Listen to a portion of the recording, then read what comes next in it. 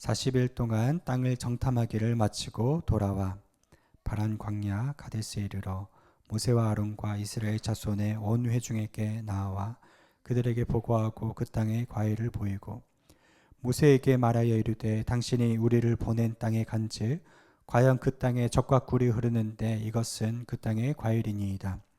그러나 그 땅 거주민은 강하고 성읍은 견고하고 심히 클 뿐 아니라 거기서 아낙 자손을 보았으며 아말렉인은 남방 땅에 거주하고 헤린과 여부스인과 아모리인은 산지에 거주하고 가나안인은 해변과 요단가에 거주하더이다. 갈렙이 모세 앞에서 백성을 조용하게 하고 이르되 우리가 곧 올라가서 그 땅을 취하자 능히 이기리라 하나 그와 함께 올라갔던 사람들은 이르되 우리는 능히 올라가서 그 백성을 치지 못하리라. 그들은 우리보다 강하니라 하고 이스라엘 자손 앞에서 그 정탐한 땅을 악평하여 이르되 우리가 두루 다니며 정탐한 땅은 그 거주민을 삼키는 땅이요 거기서 본 모든 백성은 신장이 장대한 자들이며 함께 읽겠습니다. 거기서 네피림 후손인 아낙 자손의 거인들을 보았나니 우리는 스스로 보기에도 메뚜기 같으니 그들이 보기에도 그와 같았을 것이니라. 아멘. 믿음의 시험을 통과하라 하는 제목입니다. 이스라엘 백성이 출애굽한 지 2년이 되었고 드디어 가네스 바네아 땅에 이릅니다. 이 가네스 바네아 땅에서 가나안 땅까지는 80km 거리고요. 장정 걸음으로는 이틀이면 충분히 도착할 수 있는 이제 그 지점이었어요. 여기서 시험을 받습니다. 12정탐꾼이 들어가서 40일 동안 그 땅을 정탐하고 와서 이제 하나님의 테스트죠. 그들이 뭐라고 표현하느냐. 그것으로 인해서 이 시험을 통과할 수도 있고 통과 못할 수도 있는데 10명은 악평을 하였고 2명만 좋은 말을 했다는 거죠. 그래서 오늘 메시지 첫 번째는 오늘 제목과 같습니다. 믿음의 시험을 통과하라 하는 거예요. 이제 가나안 땅에 들어갈지 못 들어갈지 그들의 믿음을 시험해보는 시금석과 같은 장소가 가데스 바네아라는 곳이죠. 이스라엘 백성은 이곳에서 믿음의 테스트에 불합격합니다. 오늘 이 사건 때문에 무려 38년을 더 광야 생활을 했다는 거죠. 여러분 우리네 인생도 마찬가지예요. 하나님의 시험의 때에 그 테스트를 통과하면 더 놀라운 곳으로 나가지만 아니면은 그 자리에 정체될 수밖에 없다는 거죠. 미국 달라스의 어느 한인교회가 개척이 되었는데요. 보통 한인교회 개척하면 미국 교회 예배당을 빌려서 사용합니다. 오전에는 미국 교회가 예배드리고 오후에 한인교회가 예배드리는 시기였어요. 근데 지금 미국 장로교가 굉장히 쇠퇴하고 있습니다. 근데 그 장로교는 좀 사람들이 굉장히 줄고 좀 교회가 어려운데 한인교회는 날로 부흥하는 거예요. 여러 가지 조건들이 너무 좋아서 그래서 이 장로교회에서 큰 결정을 내립니다. 그 한국 목사님을 불러다가 목사님, 우리가 목사님께 이 교회 건물, 땅, 주차장 다 일불에 드리겠습니다. 무료로 주고 싶은데 아예 무료로 주면 세금이 많이 나오기 때문에 $1 1불에 이 모든 것을 다 드리겠습니다. 그런데 한 가지 조건이 있습니다. 장로교 헌법상 조직교회여야 합니다. 장로 한 명은 있어야 되니까 빨리 장로 한 명을 뽑으시라고 그렇게 하기로 하고, 여러분 아주 간단한 문제죠. 장로 한 명만 잘 뽑으면 되는 문제였는데 문제는 장로님 뽑는 과정에서 이 사람이 좋다 저 사람이 좋다 그러면서 교인들이 막 반목하며 싸우기 시작한 거예요. 결국에 그 교회가 갈라지게 되었고요. 그 모습을 본 미국 교회가 여기서 나가달라고 여기저기 떠돌아다니다가 나중에 그 교회가 사라졌다는 안타까운 그 이야기가 있어요. 그 교회는 가네스 바네아의 시험에 통과하지 못한 거죠. 좋은 기회가 왔는데 여기서 그들의 믿음으로 돌파했다면 더 좋은 데로 나갈 수 있지만 불신앙 때문에 미끄러져 버리는 것이 비단 어떤 교회만의 문제가 아니라 우리 개인에게도 있다는 것이죠. 베드로전서 4장 12절에 사랑하는 자들아 너희를 시험하려고 오는 불시험을 이상한 일로 여기지 말라는 것입니다. 여러분, 예수님 믿으면 다 만사형통 되는 것이 아니라 때때로 불시험이 있어요. 그 슬럼프를 잘 극복할 때, 믿음으로 돌파하며 나갈 때 여러분 더 좋은 것으로 나갈 수 있다. 우리에게 가네스 바네아가 있다 하는 것을 여러분 늘 기억하시고 시험을 이기시길 바랍니다. 어떻게 하면 시험을 이길 수 있느냐? 믿음의 공식이 있어요. 믿음의 공식으로 합격하라는 것입니다. 이 공식을 잘 대입하기만 하면 시험을 통과하고 하나님 눈에 합격하는데요. 여러분, 제가 특별히 그 믿음의 공식을 그 주보에 나와 있죠. C는 본다 하는 것이고요. R은 respond, 반응하다. F는 faith, 믿음이라는 것입니다. 그 기본 공식 값이 있습니다. S는 R, 보는 것은 반응하는 것이에요. 그러니까 사람들이 좋은 걸 보면 좋게 반응하고 나쁜 걸 보면 좀 나쁜 반응을 하죠. 이것은 너무나 당연한 기본 공식이고요. 그 밑에 두 가지 공식이 나와 있죠. F가 변수인데 믿음이 있느냐 없느냐에 따라서 그 결과가 달라지는 거예요. 첫 번째 공식은 S-F는 N, 보는 것 마이너스 F, 믿음이 없으면 No, 부정적이 된다는 거예요. 두 번째 공식은 S 플러스 F는 Y, 보는 것에 믿음이 있으면 Yes가 된다는 거죠. 여러분, 이 공식을 늘 마음에 품고 살아가시길 바랍니다.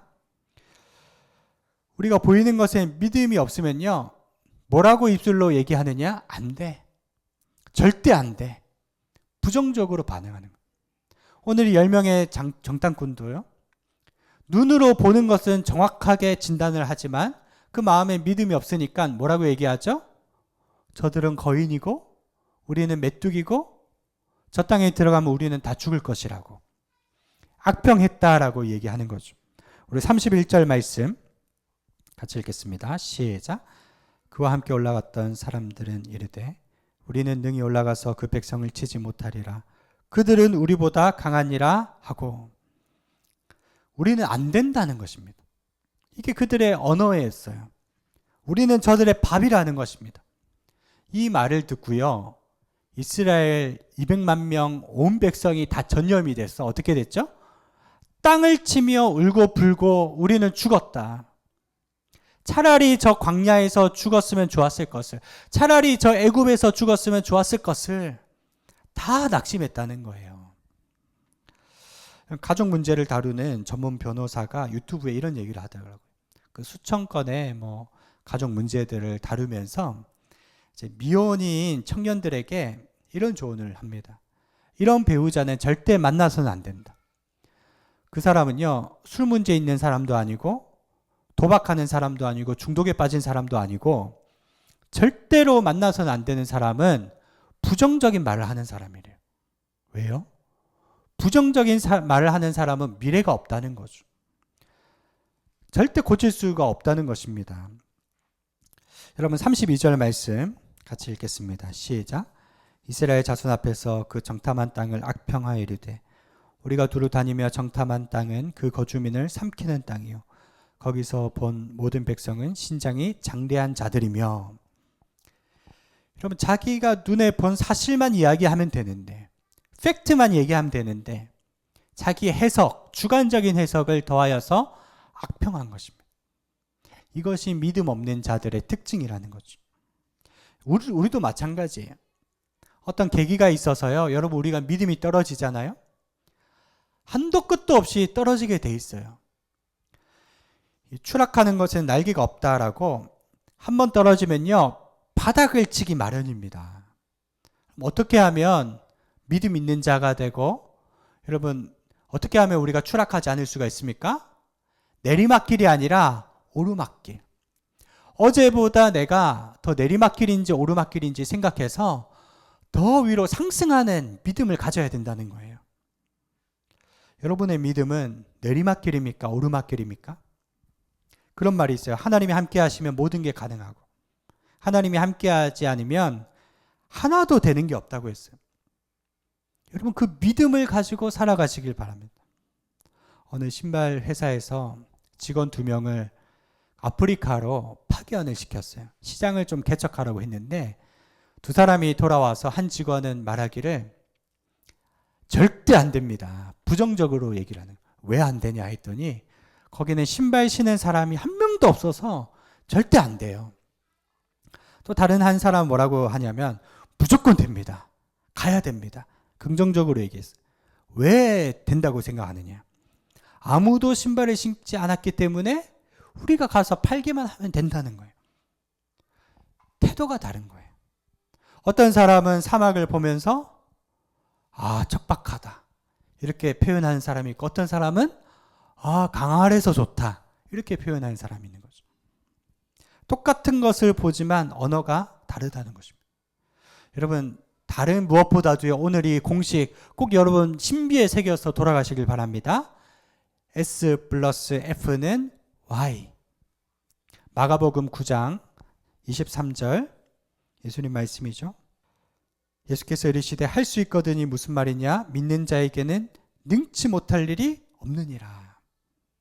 여러분, 이 마음을 가지고 살아갔어요. 할 수 있다, 하면 된다, 해보자. 그 찬송에도 그런 게 있죠. 할 수 있다 하신 이는 나의 능력 주 하나님. 여러분, 세상의 긍정적인 사고방식하고 다릅니다. 내게 능력 주시는 자 안에서 우리는 주어가 주님이신 거죠. 오늘 30절 말씀 우리 함께 읽겠습니다. 30절 시작. 갈렙이 모세 앞에서 백성을 조용하게 하고 이르되 우리가 곧 올라가서 그 땅을 취하자 능히 이기리라 하나. 여러분, 갈렙이 나섰습니다. 10사람을 다 조용히 하게 하고 뭐라고 얘기하죠? 우리가 올라가서 그 땅을 취하자 능히 이기리라. 갈렙은 도전하는 사람이었어요. 열청 땅꾼은 믿음이 없으니까 문제가 크게 보였던 것입니다. 갈렙은 믿음이 있으니까 하나님이 크게 보였다는 거예요. 여러분, 기억하세요. 믿음이 없으면 문제의 크기가 보이고요, 믿음이 있으면 하나님의 크기가 보이는 것입니다. 여러분, 주일학교 교사도 믿음으로 보고 말하는 사람이 교사예요. 이 부모도 마찬가지죠. 맞는 말은 이런 겁니다. 아이들에게 너 참 잘생겼구나, 너 똑똑하구나, 너 키 크구나. 팩트, 맞는 말인데 믿음의 말은 어떤 거죠? 하나님이 너를 크게 쓰실 거야. 너는 존귀한 자야. 하나님이 너에게 지혜를 주실 거야. 보이는 사실 이면에 여러분, 하나님을 보고 말할 수 있어야 돼요. 그 언어는 그 사람을 살리는 것입니다. 그래서 유명한 헬무트 틸리케는 이렇게 얘기했어요. 예언자적 상상력을 발휘해 아이들을 위해 선한 말을 해주라. 여러분, 우리 입술의 언어는 능력이 있어요. 예언자적 상상력으로 입술의 말을 선포하는 것입니다. 산만한 아이에게 너 참 산만하구나 하면은 죽이는 언어지만 너는 멀티플레이어구나. 말 많은 아이에게 너 왜 이렇게 말이 많니? 라고 하는 게 아니라 너는 표현력이 대단하구나. 너 말 안 듣는구나 라는 게 아니라 너는 주관이 뚜렷하구나. 말 한마디라도 예언자적 상상력으로 하나님의 관점으로 얘기해주면 상대방은 살아나게 돼 있어. 교회도 마찬가지입니다. 교회의 부족한 부분만 보면서 주보는 왜 이래요? 교회는 왜 이 위치에 있어요? 왜 이게 없어요? 이렇게 얘기하는 것이 아니라 갈렙의 언어, S 플러스 F의 언어. 여러분, 우리 할 수 있습니다. 하나님이 우리 교회를 사랑하실 것입니다. 올 한 해에 새신자 10명을 보내주실 겁니다. 그런 언어를 통해서 하나님은 반드시 역사하십니다. 히브리서 11장 6절 우리 주보 안에 있죠. 함께 읽겠습니다. 시작. 믿음이 없이는 하나님을 기쁘시게 하지 못하나니 하나님께 나아가는 자는 반드시 그가 계신 것과 또한 그가 자기를 찾는 자들에게 상 주시는 이심을 믿어야 할지니라. 사랑하는 여러분 하나님 살아계신 믿으십니까? 믿으시죠. 근데요, 하나님의 살아계심을 믿을 뿐 아니라 하나님의 상 주시는 이심도 믿어야 돼요. 하나님이 우리와 함께 하시고 우리 길을 열어주실 겁니다. 자기 믿음을 심어야 더 큰 믿음의 열매가 맺혀지게 돼 있는 거죠. 그 밑에 민수기서 14장 28절 시작. 너희 말이 내 귀에 들린 대로 내가 너희에게 행하리니. 여러분 10명의 정탐꾼 안 된다 죽는다 그 말 그대로 하루를 1년으로 쳐서 총 40년간 광야 생활을 했던 거예요. 1세대는 광야에서 다 죽었습니다. 근데 여호수아 갈렙만이 너희는 가나안 땅에 들어가리라. 왜냐하면 그들의 언어가 달랐기 때문에. 하나님이 그 언어를 다 듣고 계셨다는 겁니다. 여러분 우리가 천국에 가면 그 책에 이런 표현이 있더라고요. 천국에 가면 평생의 나의 삶의 언어와 행동들을 다 영상으로 해서 상영이 된다. 이런 표현이 있더라고요. 그럼 그 말이 정말 근거가 있는 것 같습니다. 오늘 말씀에 보면 마태복음 12장 36절 같이 한번 읽어보겠습니다. 시작. 내가 너희에게 이르노니 사람이 무슨 무임한 말을 하든지 심판날에 이에 대하여 신문을 받으리니. 우리 입술의 말이 여러분 다 녹음되고 있다는 거 아십니까? 하나님이 다 듣고 계세요. 사람이 하루에 2만 단어, 3만 단어, 1년 모으면요 300페이지 분량 몇 권이 나온다고 하죠. 여러분 그러한 말들이 하늘에서는 엄청난 기술로 다 녹음이 되고 있다는 사실을 아시고 말 한마디를 해도 그럼 하나님이 기뻐하는 언어, 사람 살리는 언어를 하시기를 축원드립니다. 오늘 말씀의 결론, 어떠한 말보다도요 여러분 적용입니다. 감사하는 말을 하시길 바랍니다. 에베소서 5장 4절 같이 읽겠습니다. 시작. 누추함과 어리석은 말이나 희롱의 말이 마땅치 아니하니 오히려 감사하는 말. 여러분 열 정탐꾼이 했던 말은 누추한 말이었고 어리석은 말이었어요. 그들은 마땅히 감사하는 말을 했어야 됐습니다. 하나님 약속의 땅 미리 주심을 감사드립니다. 여러분 이렇게 표현하면 하나님이 그 표현에 기뻐하신다는 거죠. 여러분 여호수아의 단어를 보십시오. 여호수아서에 나오죠. 여호수아 1장부터 너희는 마음을 강하게 하고 담대히 하라. 하나님이 우리와 함께 하신다. 끊임없이 할 수 있다는 긍정적인 방식을 주입하잖아요. 아인슈타인이 그런 말을 했습니다. 부정적인 사고방식에는 11배 이상의 긍정적인 사고방식을 투입해야 한다. 갈렙도 마찬가지예요. 여러분 사사기서 보세요. 85세 나이에 이산지를 내게 주소서. 가장 척박하고 가장 강한 그 아모리 족속의 땅 헤브론 산지를 내게 달라고. 그가 말한 대로 그 땅을 차지했듯이. 여러분 하나님께서 우리의 언어를 듣고 계심을 여러분 기억하시길 바랍니다. 오프라 윈프리가요. 이것이 사명이다 라는 책을 썼는데 그녀는 사생아로 태어났죠. 그리고 9살에 성폭행을 당해서 14살에 또 임신을 했는데 유산을 하게 되었고 20살 되기 전까지 마약에 찌들려가지고 정말 암울한 인생, 바닷가 같은 인생을 살았는데 지금 미국에서 가장 첫 번째 파워우먼 하면 오프라 윈프리로 꼽히고 있죠. 그가 그 책에서 이런 얘기를 했어요. 내가 지금까지 있기에 난 사명을 늘 생각했다. 4가지 사명이다. 첫째, 남보다 더 가졌다는 것은 축복이 아니라 사명이다. 내가 더 많이 가진 것은요, 사명이라는 거죠. 두 번째, 남보다 더 아파하는 것이 있다면 그것은 고통이 아니라 사명이다. 여러분, 아픈 사람이 아픈 사람의 마음을 알기 때문에 그것이 사명이라는 거예요. 세 번째, 남보다 더 설레이는 꿈이 있다면 그것은 망상이 아니라 사명이다. 내가 가슴 뛰는 꿈이 있다면 이건 사명이에요. 하나님이 주신 거예요. 네 번째, 남보다 더 부담되는 것이 있다면 그것은 짐이 아니라 사명이다. 그래서 그는 사명을 향해서 막 달려나갔습니다.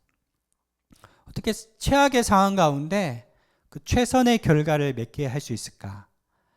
그는 감사라고 얘기했어요. 아침에 눈 뜨면 5가지씩 감사를 하는 거죠. 그 책에서 이렇게 표현합니다. 세상은 감사하는 자들의 것이다. 내 인생에서 어떤 일이 일어나든지 감사하는 법을 배웠기 때문에 기회가 찾아왔고 사람들과의 관계가 확장되었고 심지어 부까지도 내게 들어왔다. 감사해야 할 것에 대해서 제대로 감사 표현해야 한다. 역경과 고통과 슬픔 같은 어려움에도 기꺼이 감사할 때 인생은 분명히 천국이 된다.